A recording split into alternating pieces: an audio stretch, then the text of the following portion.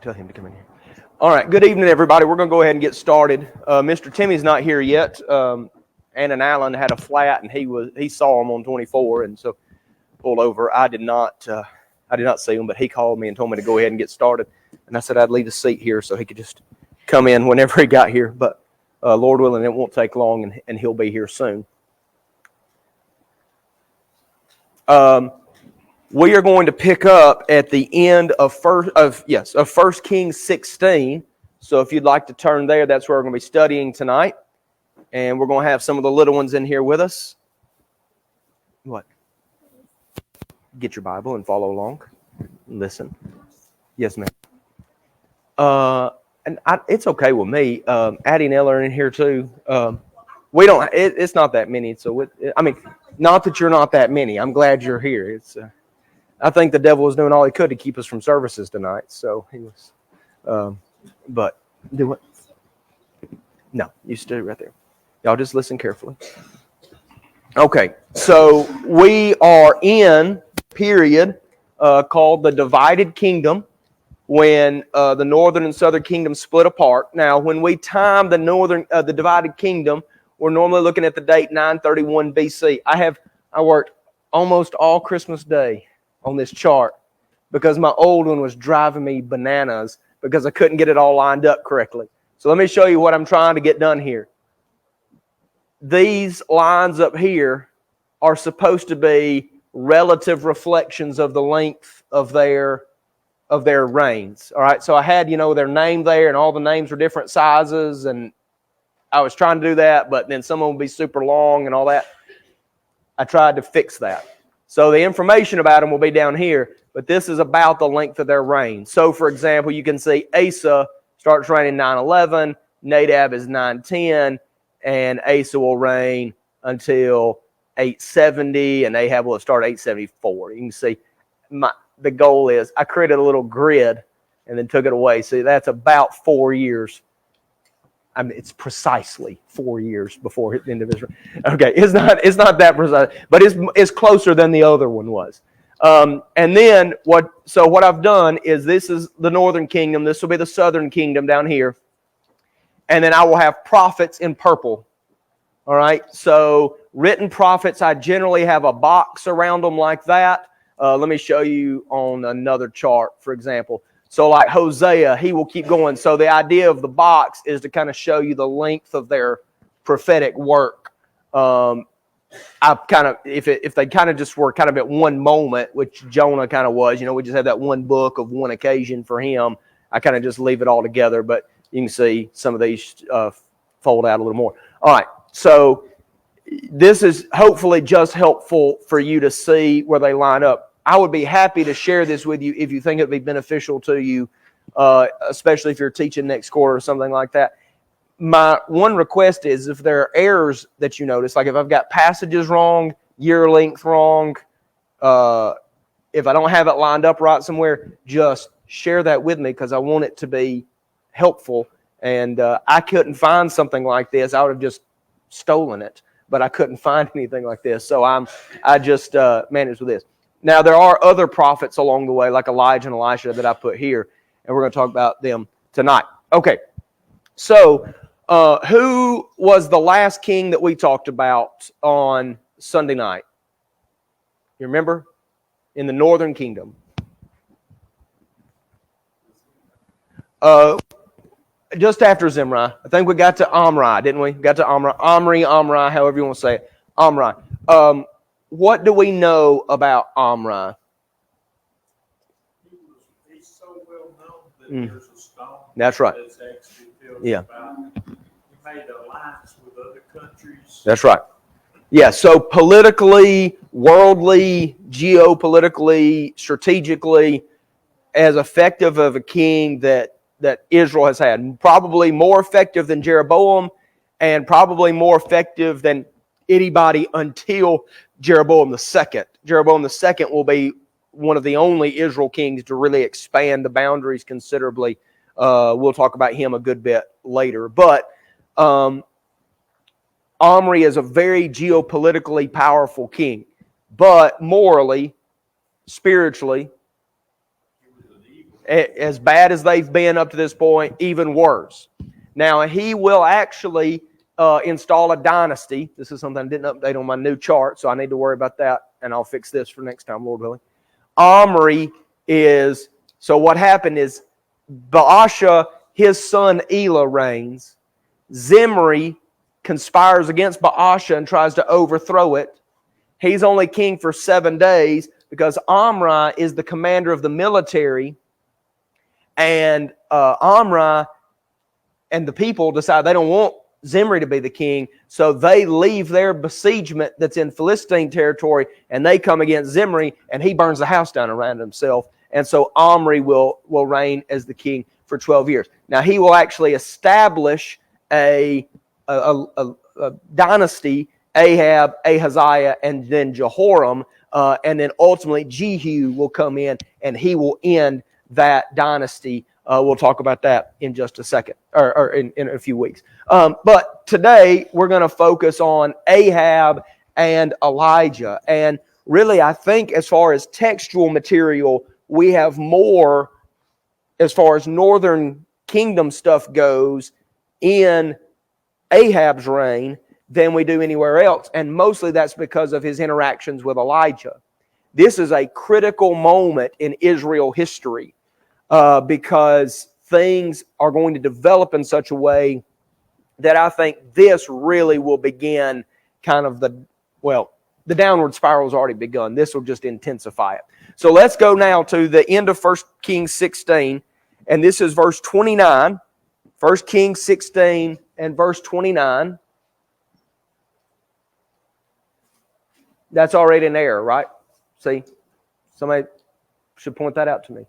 That should say 16:29 through something else, because I don't know where the end of that is. I just copied and pasted that from Nadab, it looks like. So, okay. Thank you for noticing. All right. Now, in the 38th year of King Asa, king of Judah, Ahab, the son of Omri, began to reign over Israel. And Ahab, the son of Omri, reigned over Israel in Samaria 22 years. And Ahab, the son of Omri, did evil in the sight of the Lord more than all who were before him. So we have very similar language about Omri in verse 25. He did more evil than all who were before him, and it's intensified regarding Ahab.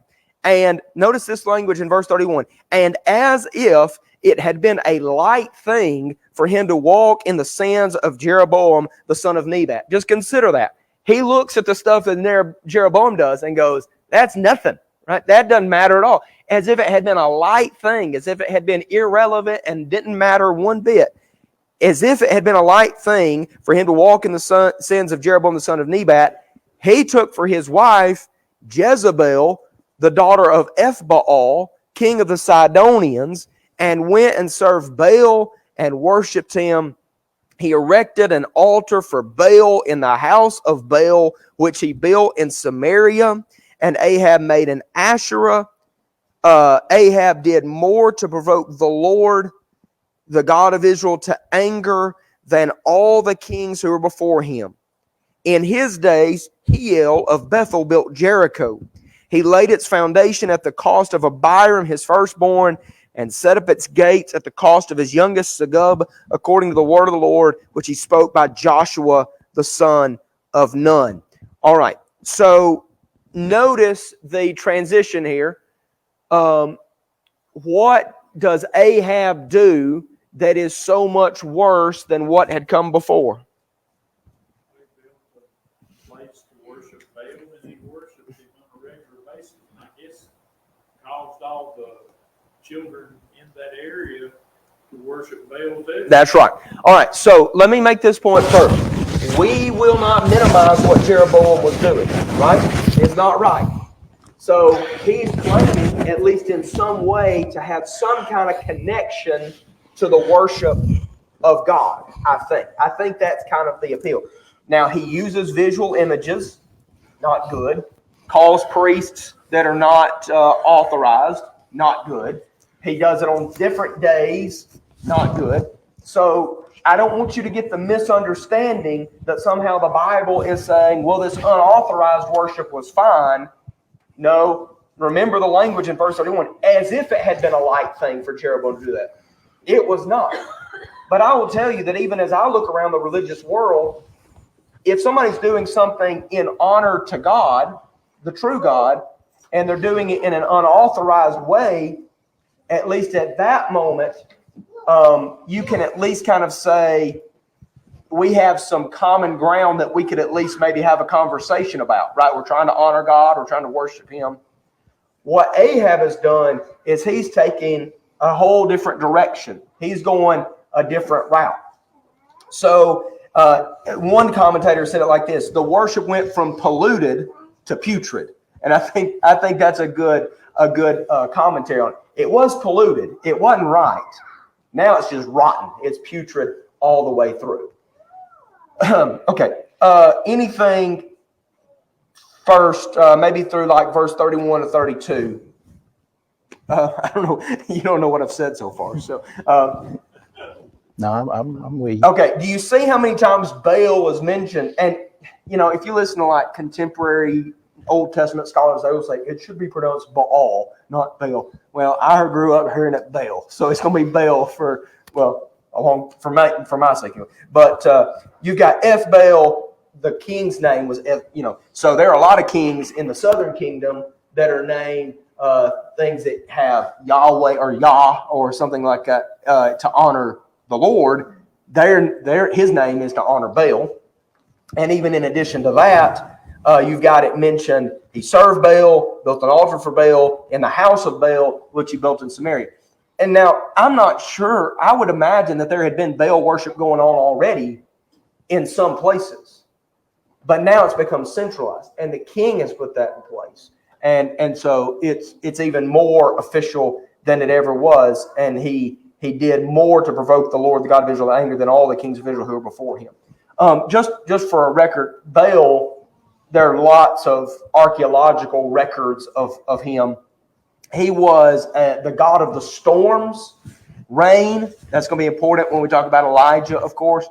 God of the storms, the rain, things like that, which also connected him to a lot of fertility rites and worship kind of services, because if he's responsible for the rain and the storms, then he's responsible for agricultural growth. And so that kind of connects him to all of that. And so that's how he was honored. And he was very often honored in very perverse ways because of his connection to fertility, which was something that, of course, the ancient worlds celebrated and honored.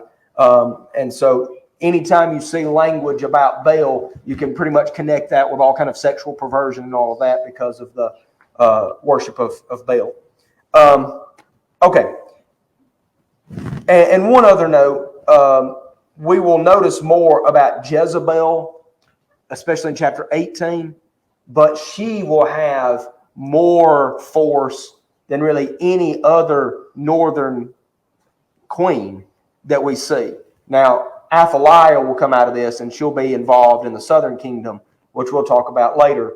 But Jezebel is a force to be reckoned with all on her own.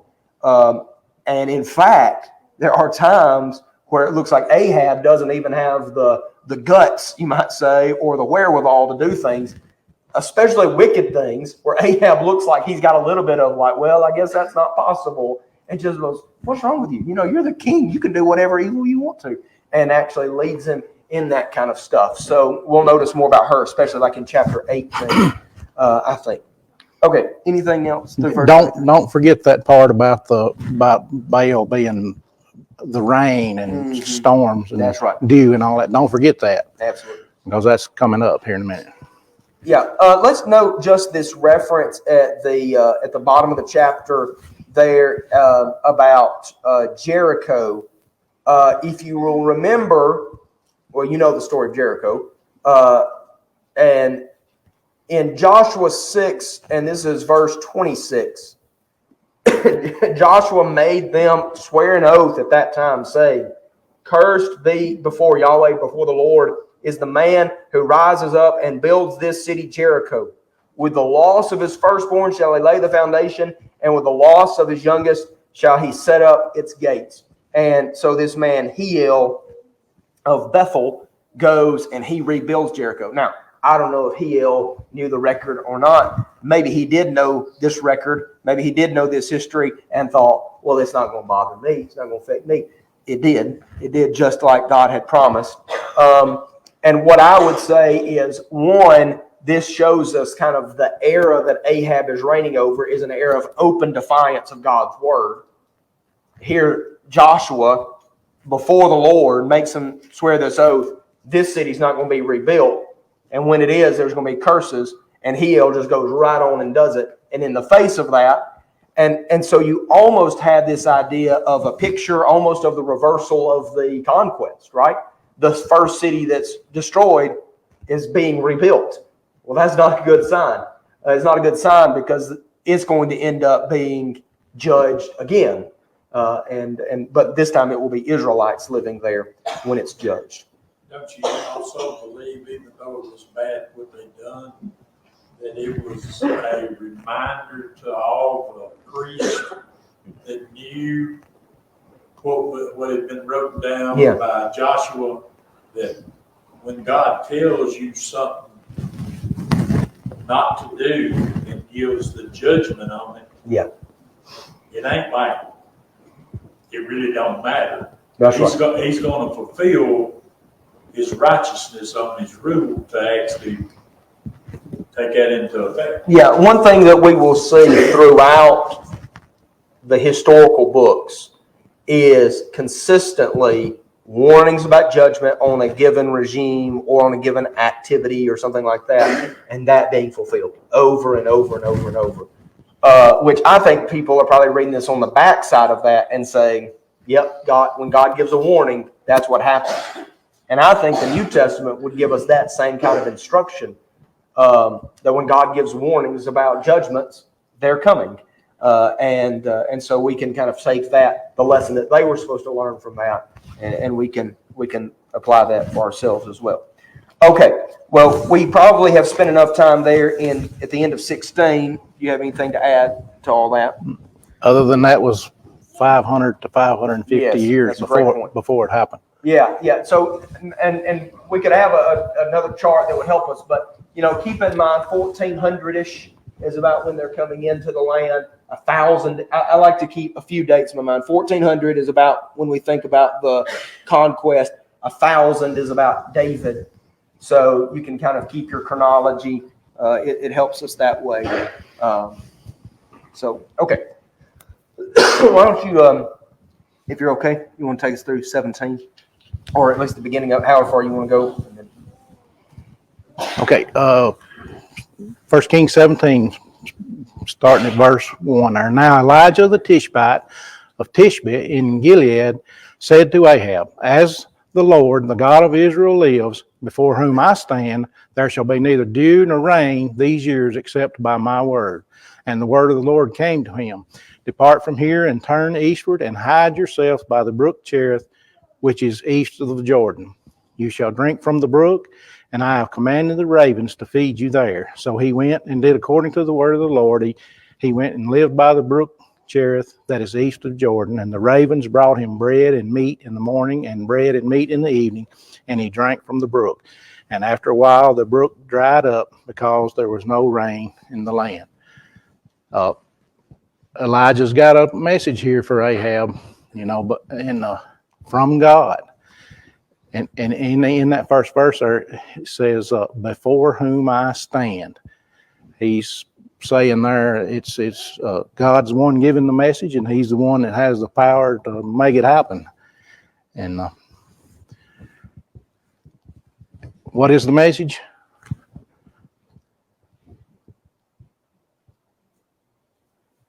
No rain. Okay, there's what I was talking about earlier about Baal. It don't matter how much you worship, how much you sacrifice, Baal can't make it rain. But God can make it stop. So Ahab was going to learn that lesson, that Baal couldn't do that for them. This prophecy, it endangered Elijah's life. I can imagine they wanted to probably wanted to kill him, at least catch him. Would he to do harm to him as long as God's with Elijah and he's doing what he told him to do? It ain't no force on earth that could actually do any harm to him if God didn't want it. Elijah doesn't always have that perspective, though, does he? He won't keep it forever. So, yeah, I think your point there, that not only does it put him like in danger from Ahab, but like God's has to make special provision for him to sustain him, Right. because it's not raining for the wicked people, but the righteous people are suffering. You know, it's not raining for them either in this particular instance. Yep. Well, God tells him where to go, you know, for him to take care of him. And did Elijah trust God in this? How hard would that have been? I don't know if I'd trusted the ravens or not, but how we handle hard times is it defines who we are, and it defines who Elijah is right here. Do you quit or do you remain faithful? Do you keep on going? We need to learn to pray and teach it to say, teach me to do thy will. And so Elijah does follow the instructions until the brook dries up, and then he's told again something else to do. And you may have more on that. Well, I would just say, maybe ask this: why no rain? Why no dew? What do you think's going on here? Well, God's actually showing that the ones that they all trust in Baal is, they say that he brings rain. Yeah. He does the prosperity of the dew even when it ain't raining. Yeah. You just cut him off. All right. Any other reasons? I think that would be it should have been a life lesson immediately for these people. I will also say that God anticipates probably this kind of idolatry in this direction, because I think about the language of Moses in the book of Deuteronomy and the covenant curses. Now, there's a whole range of covenant curses, and it looks like kind of the initial levels of those covenant curses are this kind of judgment that's coming on them. Now, that's not where it ends, right? Ultimately, it ends in things like captivity and non-existence and all of that kind of thing. But it starts here with this is Deuteronomy 11, verse 16, for example. Beware lest your hearts be deceived, and you turn away and serve other gods and worship them, and the anger of the Lord will be kindled against you, and he will shut up the heavens so that there will be no rain, and the ground will not yield its fruit, and you will perish quickly from the good land which the Lord is giving you. So Moses, the Lord through Moses promises, we're looking at 500 years previous to this. And as Mr. Timmy made the point, what happens regarding judgments, they come to pass. You want an example? Look at Hiel, right?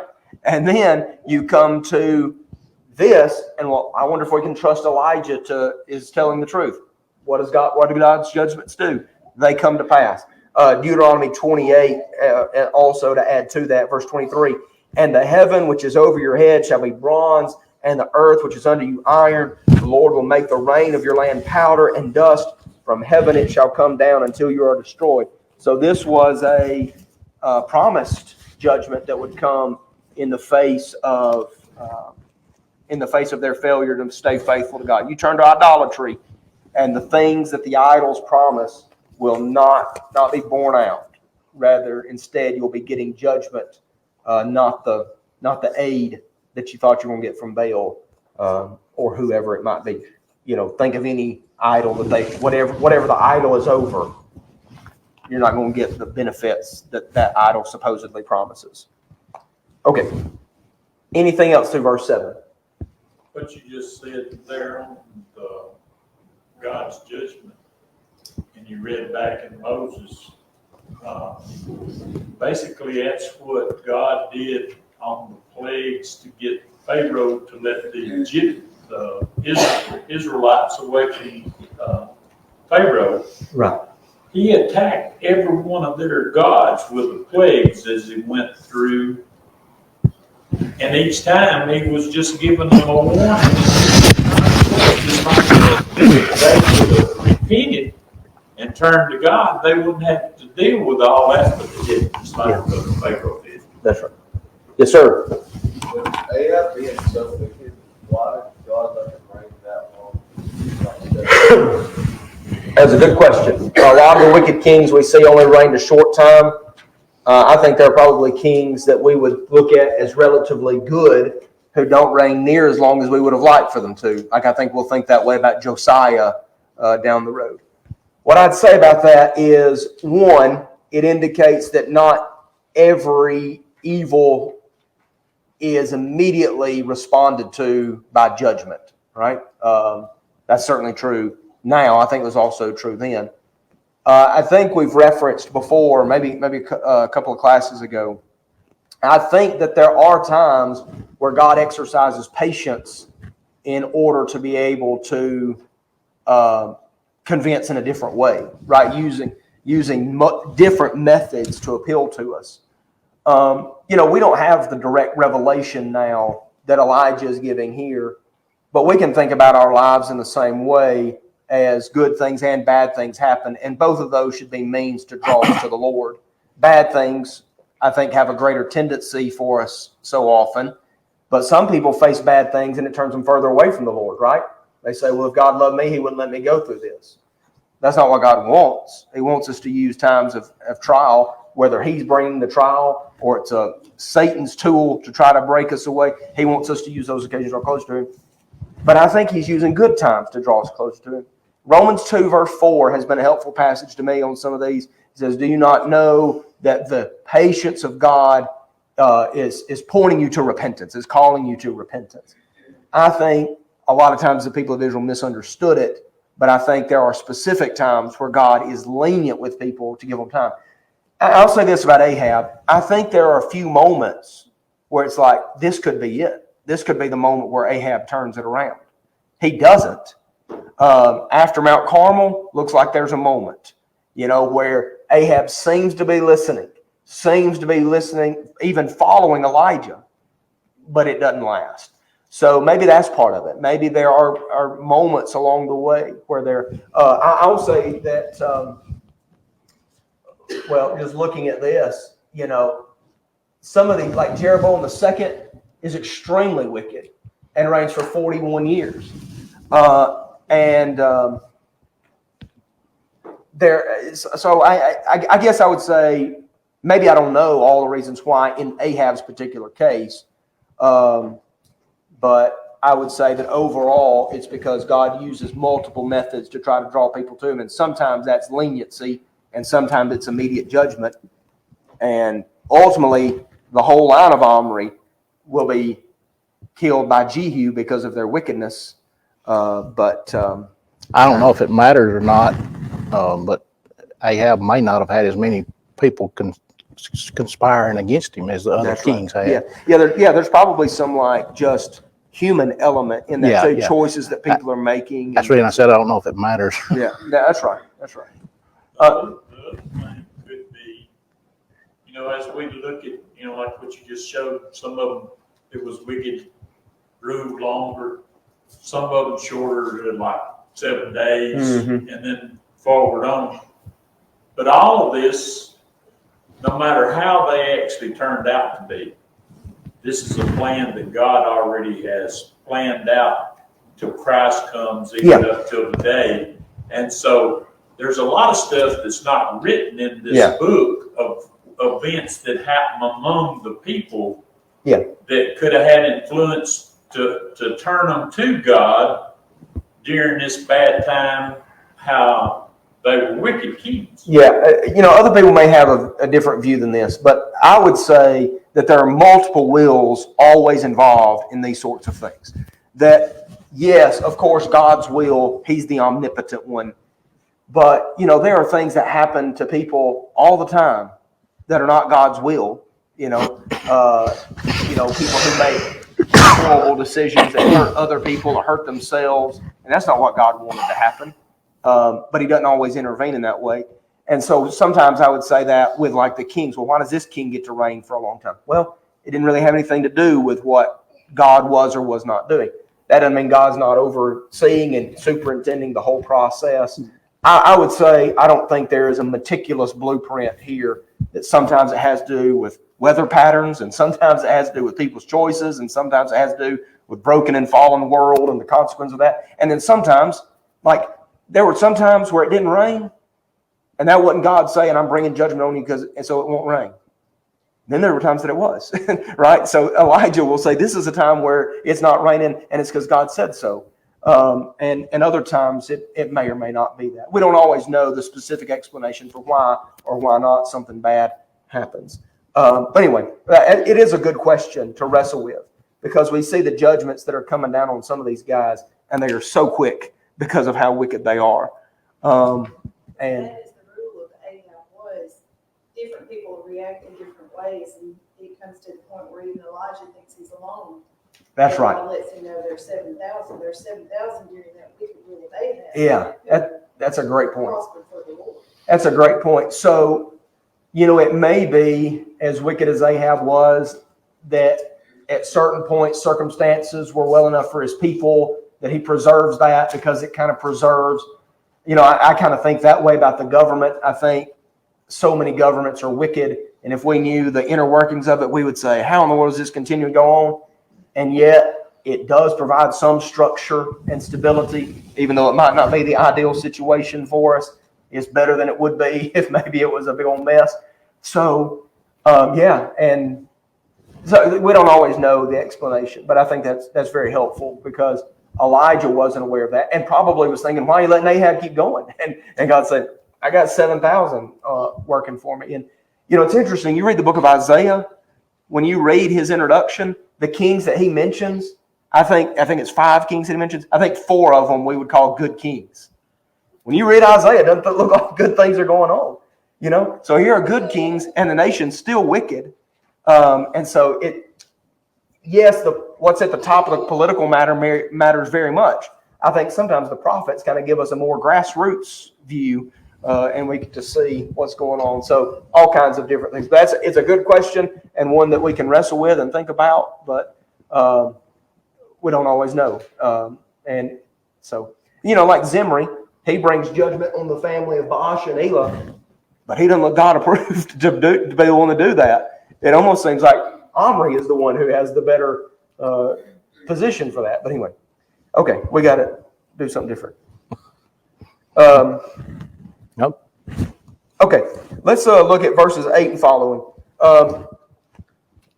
Ultimately, the brook dries up where Elijah is staying, and he's going to go to Zarephath, which belongs to Sidon. Now, Sidon is important, right? This is Baal territory. This is where Jezebel comes from, but this is Gentile territory. We'll make a point about that in just a minute. And so he goes up to Zarephath. There's a widow. He says, I need some water, need some bread.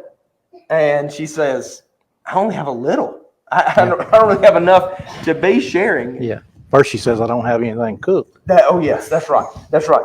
And so nothing baked, just a handful of flour, gathering sticks so I can go prepare it for myself, that we may eat it and die. Right? She's like, I can't give it to you. I've only got enough for us to have kind of a last meal. So evidently this famine is not just affecting Israel. It's even in Zarephath in Sidon. Elijah says, don't fear, go and do as you have said, but first make me a little cake of it and bring it to me, and afterward make something for yourself and for your son. Now, what's it going to take for her to do something like that? I've only got a little left, just enough for me and my son. Elijah says, that's fine. You just make me some first and then make some for you and your son. It's going to take faith. It's going to take trust. It's going to take confidence that Elijah is saying something that can happen. It's And, going to be a miracle, just like when Christ fed just with a few fish and loaves. That's right. That's right. 5,000. So you have verses 15 and 16. She does that. They eat for many days, flour not spent, jug of oil did not become empty, according to the word of the Lord that he spoke by Elijah. So here is sustenance being provided for this woman. All right. You have something else on that? But she was visited by God. Oh, yes. In verse 9 there. God told Elijah, said, I have commanded a widow there to feed you. Yes. Very good. So that was a spark, Yes, I yes, suppose, okay, of yeah, faith. that's helpful. That's good to point out. So, we don't know. I mean, it's possible that that command came directly to her Yeah. in some way, Well, or I didn't mean, in a vision or a dream or something, or somebody. or a prophet, another prophet. Yeah. Yeah, that's very helpful. Okay, She says in verse 12 too, as the Lord your God. Right. Yeah, right. Yeah. That's why I said it sparked that somehow, I suppose. okay. Now, what's interesting about this, and I want you to think about this for just a moment, that this widow doesn't live in Israel. There are righteous people in Israel, but she's not there. But she seems to be not only listening as far as hearing the words of the Lord, but being obedient to them and responding to them appropriately. So then let's look at verses 17 and following real quick. After this, the son of the woman, the mistress of the house, became ill, and his illness was so severe that there was no breath left in it. And she said to Elijah, what have you against me, O man of God? You have come here to bring my sin to my remembrance and to cause the death of my son? And he said to her, give me your son. And he took him from her arms and carried him up into the upper chamber where he lodged and laid him on his own bed. And he cried to the Lord, O Lord my God, have you brought calamity even upon the widow with whom I sojourned by killing her son? And he stretched himself upon the child 3 times and cried to the Lord, O Lord my God, let this child's life come into him again. And the Lord listened to the voice of Elijah, and the life of the child came into again, and he revived. And Elijah took the child and brought him down from the upper chamber to the house and delivered it to his mother. And Elijah said, see, your son lives. And the woman said to Elijah, now I know that you are a man of God, and that the word of the Lord in your mouth is truth. So there's a couple of things here. One, we don't know that this is the judgment of God, particularly, right? It doesn't designate it as God's judgment. Elijah doesn't know why it would be the case. She says, you come to bring my sin against me? Maybe at least there's like a humility and awareness in that, but she still doesn't understand. But God does listen to the prayer of Elijah. He does respond, and it does serve as a sign of his reliability, of Elijah's reliability, but certainly of the Lord's reliability even more so. And so he raises the widow's son. So now Elijah is showing that the Lord has power. The king's writer is showing. We're seeing it through Elijah. Baal, he's supposed to be the God of life and fertility and the rain and the storms. He's not being very successful at that, is he? But the Lord is. The Lord can handle that and take care of it for the people who are with him. Now, does anybody know, just right off, or, if you think about it for a minute, where this story is referenced in the New Testament? Do what? James. James. Okay, so James references Elijah's prayer for rain later on, right? But what about the widow in Zarephath? Do you remember that story in the New Testament? So it's going to be in the teaching of Jesus. This is in Luke 4, and I think it's a really compelling picture. There are 2 Old Testament narratives mentioned. One from 1 Kings during the time of Elijah, and one from 2 Kings during the time of Elisha. This one and Naaman the leper. All right? Now, the reason they are mentioned is that Jesus has just declared that he is the one that Isaiah had been promising to come. That the good news is being preached. And they look at him, and he says in verse 23 of Luke 4, this is Luke 4, he's in his hometown, right, of Nazareth, and he says, no doubt you will quote this proverb to me, physician, heal yourself. Whatever we heard took place at Capernaum, do also here in your hometown as well. And he said to you, truly I say to you, no prophet is welcome in his hometown. They want him to do in Nazareth what he was doing in Capernaum. If you really are who you say you are, do all those great things here so we can see it. Here's Jesus' response. I say to you in truth, there were many widows in Israel in the days of Elijah when the sky was shut up for 3 years and 6 months, when a great famine came over all the land. And yet Elijah was sent to none of them, but only to Zarephath in the land of Sidon, to a woman who was a widow. Why? I don't know all the reasons. But it looks to me like the woman of Zarephath, the widow of Zarephath, indicates that she is a woman who's interested in hearing what the Lord has to say, and the Lord works on her behalf. The people of Nazareth that Jesus was talking about, they want all the signs, but they don't want to do any of the listening. They don't want to do any of the trusting and obeying. And so what Jesus is doing is he is giving them it's kind of a poke right here, where he's saying, you think that you deserve the signs, but you're like the people of Israel during the days of Ahab. There were lots of widows. But Elijah was sent to a woman outside of Israel because that's where he was able to find somebody who had the faith and confidence in order to obey. Same thing with Naaman. There were lots of lepers at the time. Where does Elisha go? He goes to a Syrian, or at least he helps a Syrian, not an Israelite, be cured. And they get the point. Verse 28. The people in the synagogue were filled with rage as they heard these things, and they stood up and drove him out of the city and led him to the edge of a hill on which their city had been built in order to throw him down the cliff. They understand Jesus is making a point that's intended to prick them and say, look, you think you need all the signs, but you are living like the times where God didn't help people in Israel because they weren't listening and obeying. It was only the people outside listening and obeying. And of course, Naaman took some convincing, and I think maybe the widow of Zarephath took a little convincing, but they both obeyed and trusted. And Jesus is using that as a picture of what's going on in Nazareth. They're not going to get the signs. Mark will tell us that Jesus performed only very few healings there, and really minimizes that. Says basically he did nothing. Now why? Because Jesus just didn't walk into cities and say, all right, everybody, you're healed. What he did was call people who trusted him. Call people who would listen to him. Call people who would do what he said for them to do. And those are the people who, if they trusted and came and asked to be healed, he would give it. But that's not what was going on in places like Nazareth, because they just didn't have faith. Also, the example of what the widow and Elijah done is similar to when Christ was called about Lazarus. And he didn't just run up there and heal him. He waited because for him to die so the people could see that Christ had the power from God.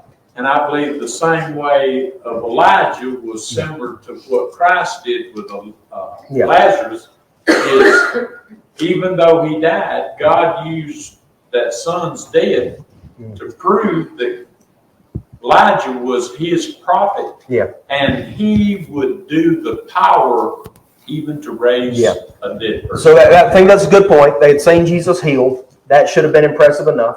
But maybe the raising a 4 day dead man would be even more impressive than any healing. So that's number one. Jesus is able to make one. I am the resurrection and the life. Well, how do we know? Boom, resurrection and life right here. Here's another interesting thing I want you to think about. I guess the only person who was a witness of this was the widow of Zarephath. I guess her son would have had some experience of this, but the only woman, the only person who's seeing what's going on here is the widow of Zarephath. Look at the extent to which God goes to demonstrate his faithfulness and his reliability to one person. I think that's pretty powerful here, especially one person who's seeking. And so, I don't know that he always does. He certainly doesn't always go to that extreme to indicate to one person the viability. But it makes me think about like the Ethiopian eunuch on the way home. Here's one guy. Philip's in Samaria. Things are booming at the Samaritan church. He goes, there's a guy on a wilderness pathway headed to Ethiopia. Go get him. So it's just the opportunities that are made because the Lord's concerned about the one.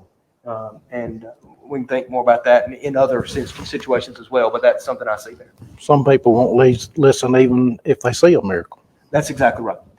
Sometimes we think that and we think, oh, well, if I could have seen the feeding of the 5,000, then I'd believe. What happened at the feeding of the 5,000? They all left, except the 12. He starts saying, the real bread of life is to eat of my flesh and drink of my blood. And they say, well, I don't know what kind of crazy stuff this guy's talking about. And they leave. See, you could see the miracles. I was thinking about this. I do the radio program in Walker County, and I talk about Luke 12, and Jesus mentions there that they're begging him for a sign. The end of Luke 11, they're begging for a sign after he had just been casting out demons, and they accuse him of doing it by the power of Satan. It's like, well, what's he doing? He's been doing signs all along, and they just didn't like the signs, and that's what people would say today. I think the evidence for God is plentiful, and people say, well, there's no evidence for God because you're not looking, right? You got your eyes closed, at least in a spiritual way.